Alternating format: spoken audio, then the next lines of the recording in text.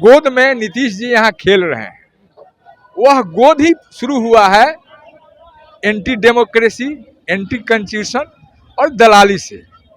जो लोग आज़ादी के पहले भी दलाली करते थे, देश के बंटवारा में उनकी भूमिका रही है, और आज सत्ता में आने के बाद मुझे कहने में थोड़ा सा भी संकोच नहीं है कि जो काम पाकिस्तान ने 47 से किया, वही काम इंडिया ने, भारत ने 14 से करना शुरू किया है, और लगभग हम उसी हालात में पहुंच गए। आदमी आदमी से लड़ा रहे हैं, धर्म धर्म से लड़ा रहे हैं, व्यक्ति व्यक्ति से लड़ा रहे हैं, जाति जाति से लड़ा रहे हैं, उपजाति से उपजाति को लड़ा रहे हैं। यह खेल पाकिस्तान में होता है। नमस्कार, आप देख रहे हैं चौकस भारत और मैं ब्रजेंद्र।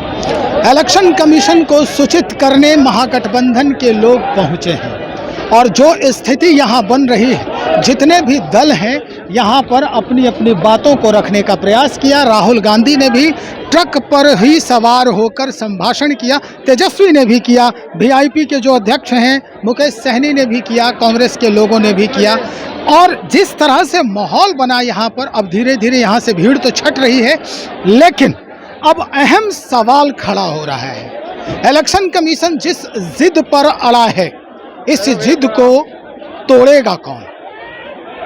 क्या ये बातें जो सुप्रीम कोर्ट तक पहुंची है, सुप्रीम कोर्ट से पूरा माहौल बन पाएगा? क्या स्थिति होगी? क्या जो इसके पीछे का स्क्रिप्ट है उसमें कोई बदलाव किया जाएगा? कई सवाल अब खड़े हो रहे हैं। इन्हीं सवालों को लेकर हम वरीय कांग्रेसी हैं, हमारे साथ डॉक्टर कमलदेव नारायण शुक्ल जी, इन्हीं से मुखातिब हैं, इन्हीं से जानने का प्रयास करते हैं। जिस तरह का माहौल आप लोग बना के रखे हैं, जहां तक अभी देखा जा रहा है कि आप लोग इलेक्शन कमीशन तक भी नहीं पहुंचे हैं, गाड़ी आपकी यहीं रुक गई, ट्रक पे सवार होके राहुल गांधी भाषण कर रहे हैं। उम्मीद है आपको कि अब कुछ होने वाला भी है, क्योंकि इलेक्शन कमीशन पहले ही जो है वो कह चुका है कि आप चाहे कुछ भी कर लीजिए, हम ये छोड़ेंगे नहीं।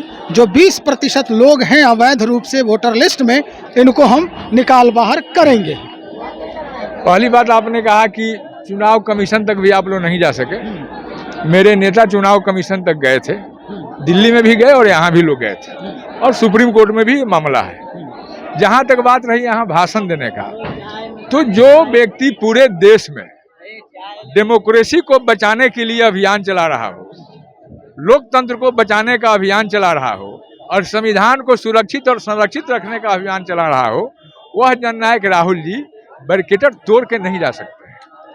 यह डिपेंड करता है सरकार के नियत और नीति पर, और उनके संस्कार पर भी, कि अगर यहाँ से भाषण के बाद वो लोग कहता कि नहीं जाइए, आप वहाँ मिल के आ जाइए, तो हम समझते कि डेमोक्रेसी में उन लोगों को भरोसा है। पहली बात। दूसरी बात, आपको यह नहीं लगता है कि महागठबंधन की एक्टिविटी एनडीए लोग इतना मर्माहत हैं, इतना भयभीत हैं, और वो खुद डिटरमाइन है कि सरकार नहीं आनी है, इसलिए क्योंकि सत्ता उनकी है, और जिनके गोद में नीतीश जी यहाँ खेल रहे हैं, वह गोद ही शुरू हुआ है एंटी डेमोक्रेसी, एंटी कॉन्स्टिट्यूशन और दलाली से। जो लोग आज़ादी के पहले भी दलाली करते थे, देश के बंटवारा में उनकी भूमिका रही है, और आज सत्ता में आने के बाद मुझे कहने में थोड़ा सा भी संकोच नहीं है कि जो काम पाकिस्तान ने 47 से किया, वही काम इंडिया ने, भारत ने 14 से करना शुरू किया है, और लगभग हम उसी हालात में पहुंच गए हैं। सर, ये बड़ी बात कह रहे हैं आप डॉक्टर साहब, समझिए, आप पाकिस्तान की तुलना कर रहे हैं भारत से। अरे भाई, पाकिस्तान की तुलना भारत से मैं ये नहीं कर रहा हूँ, मैं ट्रंप नहीं हूँ। मैंने कहा कि जो काम 47 में पाकिस्तान ने किया, और चूंकि अंग्रेजों के सिपह सलाहकार वो लोग थे, जिनके वजह से, भुट्टो की वजह से बंटवारा हुआ, वो अंग्रेजों का सलाह मानते थे, और वहीं आरएसएस के लोग अंग्रेजों के सलाह मानते थे, उनसे पेंशन और महीना लेते थे, और वे लोग जब सत्ता में हैं, निगेटिव नैरेटिव से जब सत्ता में वो आ गए, जनता को गुमराह किए, सत्ता में आ गए, तो 14 से इस देश में भी वैसा ही हालात पैदा किए हुए हैं। आदमी आदमी से लड़ा रहे हैं, धर्म धर्म से लड़ा रहे हैं, व्यक्ति व्यक्ति से लड़ा रहे हैं, जाति जाति से लड़ा रहे हैं, उपजाति से उपजाति को लड़ा रहे हैं। यह खेल पाकिस्तान में होता है, और यह खेल इंडिया में भी हो रहा है। इसको देश की जनता अब स्वीकार करने की स्थिति में नहीं है। धर्म का बहुत खेल हुआ, और बिहार में जंगल राज का भी बहुत खेल हुआ। अरे भैया, अब तो तुम्हारा 20 साल हो गया, जंगल राज के नाम पर जनता ने तुम्हें चुना, तुम्हें जगह दिया, अब तुम अपने बात पर वोट मांगो ना।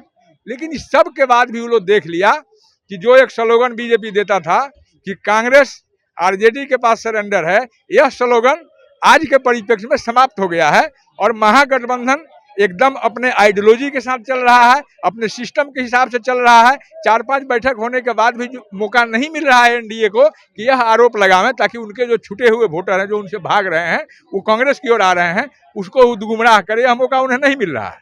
तब वो लोग अंत में वोट से वंचित करने का काम किया। अब देखे होंगे नोटबंदी के जमाना में मोदी के इशारे पर वित्त विभाग ने नोटबंदी किया, हुआ क्या? लोगों को कतार में खड़ा करा दिया, गरीबों को कतार में खड़ा करा दिया, महिलाओं के छुपा के रखा हुआ धन भी निकलवा लिया। लेकिन कहाँ गया? कहा कि आतंकवादी समाप्त हो जाएगा, हुआ समाप्त? कहा कि ब्लैक मनी आ जाएगा, ब्लैक मनी आ गया? नहीं आया। वही हाल इस वोटबंदी में है। जिस ढंग से उस समय वित्त विभाग डेली अपना कपड़ा बदलता था, नोटिफिकेशन बदलता था, वैसा ही चुनाव आयोग नोटिफिकेशन बदल रहा है। क्यों? क्या जरूरत है भाई? 3 महीना पहले, 60 दिन पहले, 2 महीना पहले तुमको पुनरीक्षण कराने की क्या आवश्यकता पड़ गई? और उसमें भी तुम आधार कार्ड को कह रहे हो कि हम नहीं मानते हैं। जो आधार कार्ड को तुमने एक इशू बनाया, सुप्रीम कोर्ट, हाई कोर्ट तक मामला गया और हर जगह उसको तुमने मान्यता दिया, तो यहाँ वेरिफिकेशन में बिहार में आधार कार्ड का मान्यता क्यों नहीं? वोटर लिस्ट का मान्यता क्यों नहीं? राशन कार्ड का मान्यता क्यों नहीं? कंप्लीट वो लोग भयभीत हैं, सत्ता जाने का उन्हें डर है। और आरएसएस के लोग सत्ता तो खून खराबा करके ही छोड़ेंगे, क्योंकि उनकी जन्म कुंडली भी वही कहती है और संस्कार भी वही है। उसी जन्म कुंडली से वो मैंने अपने आप को लेके चलते हैं और उसी इशारा पर काम करते हैं। लेकिन यह राहुल जी जननायक हैं, उन्हें पद का मोह नहीं है, सत्ता का मोह नहीं है। सत्ता के लिए देश को नहीं बेचेंगे, सत्ता के लिए संविधान को नहीं तोड़ेंगे, सत्ता के लिए डेमोक्रेसी को बंधक नहीं बनाएंगे। लेकिन जो सत्ता के लिए सबको बंधक बना रहा है, राहुल जी ने कांग्रेस बलिदान दिया है, बलिदान के लिए तैयार है, सत्ता के बलिदान के लिए तैयार है, संघर्ष करने के लिए रोड पर है। और यह सौभाग्य की बात है कि महागठबंधन बिहार में उनके नेतृत्व में, क्योंकि यहाँ बड़ा दल राजद है तो यहाँ उसके नेतृत्व में, लेकिन ऑन दी होल इंडिया महागठबंधन, इंडिया गठबंधन राहुल जी के नेतृत्व में, जननायक राहुल जी के नेतृत्व में लड़ने के लिए तैयार है और इन लोगों का छक्का छोड़ा देगा। बिहार से भी बाहर होंगे और आने वाले दिन में देश से भी बाहर होंगे, आप देख के रहिएगा। चलिए, एक सवाल और हम आखिर में आपसे करेंगे कि जिस समय आप नीतीश कुमार जी के साथ थे, उस समय आप भी जो है बड़े जोर जोर से चीखते थे और कहते थे कि नीतीश कुमार ऐसे नेता हैं राज्य के जो CCC से कभी समझौता नहीं करते हैं, और अब वही आपको गढ़ने लगे हैं, वही परेशान कर। मान लेते हैं कि नीतीश जी बताएंगे। अगर ये क्वेश्चन उनसे आप पूछते कि सृजन घोटाला का उन्हें भय है, कि मुजफ्फरपुर बालिका गृह कांड का भय है, कि जो एस्टीमेट घोटाला कहे हैं जीतन मांझी जी उसका भय है, वो तो बताएंगे नीतीश जी। लेकिन कहीं ना कहीं भयभीत हैं। और जहां तक दगाबाजी का बात रहा, आपके साथ थे तो अच्छे थे। नहीं, मैंने नहीं कहा, क्योंकि उन्होंने कसम खाया कि मैं संविधान की रक्षा करूंगा, लोकतंत्र का रक्षा करूंगा। तो हमारी नेत्री और हमारे नेता और कांग्रेस पार्टी उदार है। अपराध करने, राजीव जी की हत्यारा अगर आके माफी मांगा तो मैडम सोनिया गांधी को थोड़ा सा भी हिचक नहीं हुआ उन्हें माफ करने में। क्षमादात्री वाली जो कहानी है इस देश में, उसको सोनिया जी पालन करती हैं। और क्षमा तो बहुत बड़ा हथियार है, इससे बड़ा हथियार कुछ है ये नहीं है। क्षमादान से कुछ बड़ा हथियार है और ना कोई बड़ा दान है। तो कांग्रेस हमेशा क्षमादान की काम करती है, लेकिन उसका भी एक लक्ष्मण रेखा है। लक्ष्मण रेखा पार हो गया है। अब देश की जनता के साथ हम नाइंसाफी नहीं होने देंगे। हमारे नेता जननायक राहुल जी नाइंसाफी नहीं होने देंगे और उनके साथ हम लोगों को बब्बर सर कहते हैं। कांग्रेस के हम लोग बब्बर सर हैं। कांग्रेस यहाँ 90 से सत्ता में नहीं है। इसके बाद भी जो लोग हैं कांग्रेस के वर्कर, जो किसी दूसरे दल में नहीं गए, डिटरमाइंड होकर कांग्रेस के आइडियोलॉजी के साथ हैं, वे आज राहुल जी के बब्बर सर हैं। और बब्बर सर ईंट का ईंट बजाने के लिए तैयार है। हम लोग डेमोक्रेसी में भरोसा करते हैं, संविधान में भरोसा करते हैं। आप देखे होंगे कि कल एगो कैबिनेट मंत्री का आया कि गोली का जवाब गोली से दिया जाएगा। यह डेमोक्रेसी नहीं है, यह संविधान नहीं है। हत्या कितना हो रहा है, लूट कितना हो रहा है, गोली का जवाब देने की जरूरत क्यों आ रही है? ये तो नीतीश जी बताएंगे। क्योंकि यह यहाँ जो अपराध बढ़ रहा है, यह सरकार पोषित अपराध है। मैं दावा के साथ कहता हूँ, जितनी बैंक डकैतियां हो रही है, लूट हो रहा है, कसौट हो रहा है, हत्या हो रहा है, कहीं ना कहीं सत्ताधारी दल के सफेदपोश नेताओं का कहीं ना कहीं हाथ है। आने वाले दिन में समय बताएगा। आप देख रहे हैं दुर्गावती में 4 महीना पहले नीतीश जी उद्घाटन किए पीएससी का, और उसका दीवार ढह रहा है, दरार लग गया है। यही एस्टीमेट घोटाला है। जीतन राम मांझी जी ने तो जो बाहर थे तो ईमानदारी पूर्वक बात कहा, लेकिन उनको भी तो सत्ता लोभ है। शेड्यूल कास्ट के नाम पर, मुसहर के नाम पर अपने परिवार को हाउस में बैठाने के लिए बेचैन है। चाहे समधिन बन जाए, चाहे बेटा बन जाए, चाहे पतोह बन जाए, उनको मुसहर का चिंता कहाँ है। अरे हो ईमानदार अपने बिरादरी के प्रति भी तो रिजाइन करो ना, निचले वाले को बोला के जगह दे दो, तब ना समझेंगे तुम बहुत बड़ा ईमानदार हो और डेमोक्रेसी में तुम्हारा भरोसा है। इन्हीं लोगों के वजह से जो संविधान ने मुसहर जाति को या को हराने का जो संकल्प था, जो नीति बनाया था, ऐसे लोगों का लाभ ऊंचा अब कम से कम चेते। और राहुल जी इसका मुहिम कर दिए हैं। निश्चित आने वाले में सभी लोगों को न्याय मिलेगा, निचले पौधान के लोगों को न्याय मिलेगा।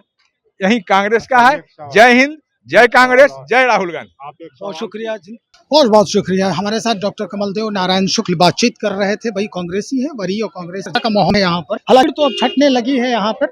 जो लोग आए थे जाने के लिए वो 2-4 लोग वहाँ पर गए, मुलाकात हुई और उसके बाद बातचीत हुई है और यहाँ से उनकी वापसी हो गई। डॉक्टर कमलदेव नारायण शुक्ल ने एक बहुत बड़ी बात कह दी है कि कांग्रेस पार्टी क्षमाशील है। उदाहरण भी दिया, राजीव गांधी के हत्यारों को माफ कर दिया गया। ये क्षमाशीलता की सबसे बड़ा सबसे बड़ा उदाहरण हो सकता है। तो लेकिन राहुल गांधी इस बार ठान लिए हैं कि बिहार की जो विधि व्यवस्था को सही दिशा में लेके नहीं चल रहे हैं, जो विधि व्यवस्था को डैमेज कर रहे हैं, उन्हें कभी अब क्षमा नहीं किया जाएगा। बहुत सारी बातें हैं, बहुत सारे मसले हैं, एक एक करके हम सारे पहलुओं पर नज़र डाल रहे हैं और सीधा हम आप तक पहुंचाने का प्रयास कर रहे हैं। इस तपती धूप में भी हम सड़क पे खड़े हैं, सिर्फ आपको खबर पहुंचाने के लिए, आप तक खबर पहुंचाने के लिए। आप बने रहिए और अगर कोई किसी तरह का कोई भी टिप्पणी आप करना चाहते हैं तो हमारे खबर के जो नीचे मैसेज बॉक्स है उसमें आप अपने विचार, अपनी टिप्पणी कर सकते हैं। बने रहिए, बहुत शुक्रिया।